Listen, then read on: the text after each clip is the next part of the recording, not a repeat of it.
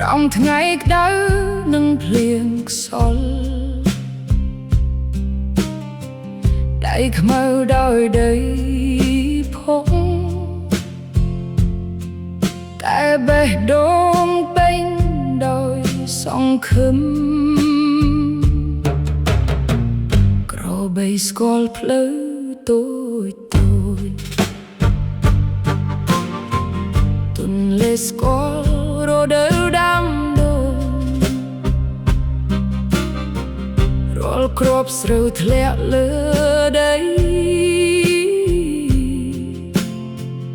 ដូចការបួងសួងជីវិតតែថ្ងៃនេះខ្យល់បកផ្លែកលើកខ្សែលួសនឹងរបងខ្មៅទាហ៊ានថៃឈរយាមភ្លឺនៅស្រែស្រូវរបស់តាស្រែស្រូវតារបស់ខ្ញុំនៅស្ថិតក្រោមមេឃដដែលទោះយើងឈរឆ្ងាយពីវាដោយទឹកភ្នែកមិនចេះស្អួតស្រែនៅមានស្នាមជើងទោះកងតាណៅបេះផ្លូវហើយនៅឆ្ងាយក្រោយព្រំដែនមានស្រែស្រូវលោកតាខ្ញុំម៉ែកាន់រូបថតចាស់លាក់ទុកក្នុងក្រមាពួតមួយផ្ទះតូចក្បែរដើមថ្នោតឮសំឡេងក្មេងសាយធ្លេគាត់និយាយរឿងរាល់យប់អំពីក្លិនដីក្រោយភ្លៀងអំពីកងកែបនិងកណ្ដឹងវត្តមុនឡានថៃនិងសង្គ្រាមខ្ញុំមិនធ្លាប់ទៅទីនោះ